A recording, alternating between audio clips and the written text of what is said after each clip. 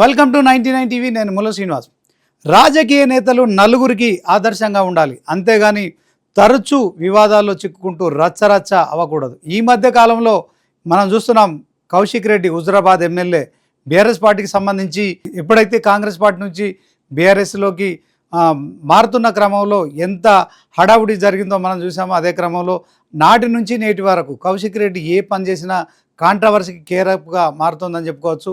Publicity కోసమో లేదంటే ఎప్పుడు జనం నోళ్ళలో నానాలన్న తాపత్రయమో తెలియదు, కానీ కౌశిక్ రెడ్డి చేస్తున్న కార్యక్రమాల మూలంగా అటు సొంత నియోజకవర్గంలో కావచ్చు, అదే క్రమంలో సొంత పార్టీ అంటే బీఆర్ఎస్ పార్టీలో కూడా మరి కొంత అటు నాయకుల దగ్గర నుంచి వ్యతిరేకత, అదే క్రమంలో పార్టీపై కొంత బ్యాడ్ ఇమేజ్ క్రియేట్ అవుతుందనే అభిప్రాయం వ్యక్తమవుతోంది. అయితే రాజకీయ నాయకులు తమ మాటలతో చేష్టలతో వివాదాల్లో చిక్కుకోవడం సర్వసాధారణమే. ఇప్పుడు ఆ బీఆర్ఎస్ పార్టీకి సంబంధించిన పాడి కౌశిక్ రెడ్డి విషయంలో కూడా ఇదే జరుగుతుందా? ఆయన దూకుడు పార్టీకి బ్యాడ్ నేమ్ తెస్తుందా, దీంట్లో మైలేజ్ వస్తుందా అనేది ఒకసారి చూద్దాం. పాడి కౌశిక్ రెడ్డి హుజరాబాద్ ఎమ్మెల్యే తాజాగా మరోమారు వివాదంలో చిక్కుకున్న ఆయనకు పదవీ గండం పొంచి ఉందా? ఇప్పుడు తెలంగాణ రాజకీయాల్లో చర్చనీయాంశం అవుతున్న ప్రశ్నలు ఇవే.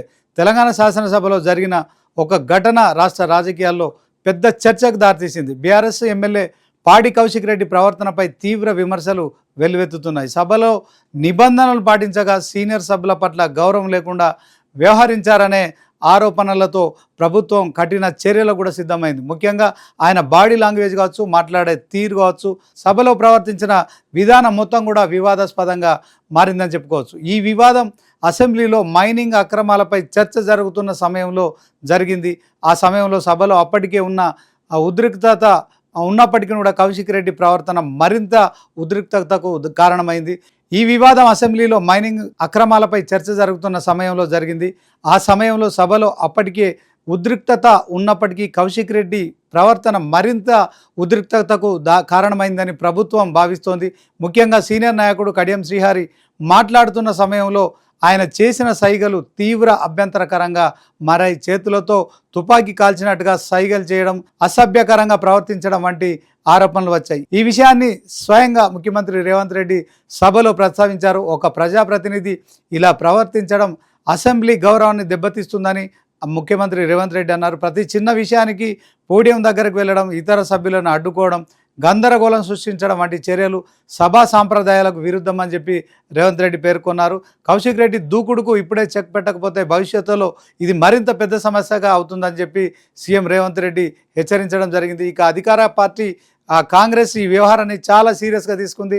ముఖ్యంగా దళిత గిరిజన వర్గాలకు చెందిన ఎమ్మెల్యేలు అయితే తీవ్రంగా స్పందించారు. మంత్రి అడ్లూరు లక్ష్మణ్, ఎమ్మెల్యే వేముల వీరేశం వంటి నేతలు కౌశిక్ రెడ్డి ప్రవర్తన తీవ్రంగా ఖండించారు. దాదాపు 40 ఏళ్ల అనుభవం ఉన్న కడియం శ్రీహరిని లక్ష్యంగా చేసుకొని చంపుతామన్నట్లు సైగలు చేయడం అయితే పూర్తిగా అనుచితం చెప్పి, ఇది గూండాగిరికి ఒక ఉదాహరణ అని చెప్పి వారు వ్యాఖ్యానించారు. ఈ సందర్భంగా గతంలో జరిగిన సంఘటనలు కూడా కాంగ్రెస్ నేతలు గుర్తు చేశారు.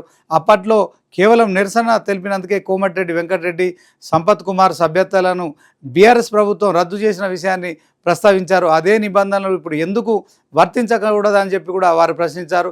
కౌశిక్ రెడ్డి సభ్యత్వాన్ని కూడా వెంటనే రద్దు చేయాలని కూడా డిమాండ్ చేశారు. ప్రభుత్వం కౌశిక్ రెడ్డిపై కఠిన చర్యగా ఆయనను శాశ్వతంగా సభ నుంచి తొలగించే ఆలోచనలో ఉన్నట్లు సమాచారం. కానీ న్యాయపరమైన సమస్యలు తలెత్తే అవకాశం ఉందని భావించి చట్టబద్ధమైన విధానాన్ని అనుసరించాలని నిర్ణయించినట్లు తెలుస్తోంది. ఈ నేపథ్యంలో వ్యవహారాన్ని ఎథిక్స్ కమిటీకి అయితే పంపడం జరిగింది. ఎథిక్స్ కమిటీ పాత్ర ఇక్కడ చాలా కీలకం. అసెంబ్లీ సభ్యుల ప్రవర్తనపై ఫిర్యాదులు వచ్చినప్పుడు వాటిని సమగ్రంగా విచారించి నివేదిక ఇవ్వడం ఈ కమిటీ బాధ్యత. సభ్యుడు నిబంధనలను ఉల్లంఘించాడా లేదా, సభా గౌరవాన్ని దెబ్బతీశాడా లేదా అన్న అంశాలను పరిశీలించి తగిన చర్యలను అయితే సూచిస్తుంది. ఈ కేసులో కూడా కౌశిక్ రెడ్డి ప్రవర్తనపై పూర్తి విచారణ జరిపి నివేదిక ఇవ్వాలని స్పీకర్ కమిటీని ఆదేశించారు. ఇప్పటికే ఈ ఘటన సంబంధించిన వీడియోలు ప్రభుత్వం పరిశీలించింది. ఆ వీడియోలను కూడా ఎథిక్స్ కమిటీకి అందజేయనుంది. అంటే కేవలం ఆరోపణల ఆధారంగా కాకుండా స్పష్టమైన ఆధారంగా విచారణ జరగనుంది. కమిటీ ఇచ్చే నివేదిక ఆధారంగా ప్రభుత్వం తదుపరి చర్యలు తీసుకుంటుంది. మొత్తం మీద ఈ సంఘటన ఒక సందేశాన్ని ఇస్తోంది. ప్రజాప్రతినిధులు సభలో ఎలా ప్రవర్తించాలి, నిబంధనలు ఎంత ముఖ్యమో ఇది గుర్తు చేస్తుంది. రాజకీయ విభేదాలు ఉండడం సహజమే, కానీ అసభ్య ప్రవర్తనగా మారితే అది ప్రజాస్వామ్యానికి మంచిది కాదని నిపుణులు చెప్తున్నారు. ఇప్పుడు అందరి దృష్టి ఎథిక్స్ కమిటీ నివేదికపైనే ఉందని చెప్పుకోవచ్చు. ఆ నివేదిక ఆధారంగా తీసుకునే నిర్ణయం కేవలం ఈ కేసుకే కాకుండా భవిష్యత్తులో ఇతర సభ్యులకు కూడా ఒక గైడ్ లైన్గా మారే అవకాశం ఉంది. కౌశిక్ చుట్టూ ఎప్పుడూ ఏదో ఒక రచ్చ రేగుతూనే ఉంటుంది. అసెంబ్లీకి వచ్చినా, ఏదైనా కార్యక్రమానికి వెళ్ళినా, మైక్ పట్టుకున్నా ఆయన ఏం చేస్తారని పార్టీ కూడా ఉలిక్కిపడే పరిస్థితి వస్తోంది. తొలిసారి ఎమ్మెల్యే అయి ఉండి కూడా ఏమాత్రం నిదానం లేదనే విమర్శలను కూడా కౌశిక్ రెడ్డి ఎదుర్కొంటున్నారు. రాజకీయాల్లో యాక్టివ్గా ఉన్న వివాదాలే ఎక్కువ ఆయన పేరునైతే ముందుకు తెచ్చాయని చెప్పుకోవచ్చు.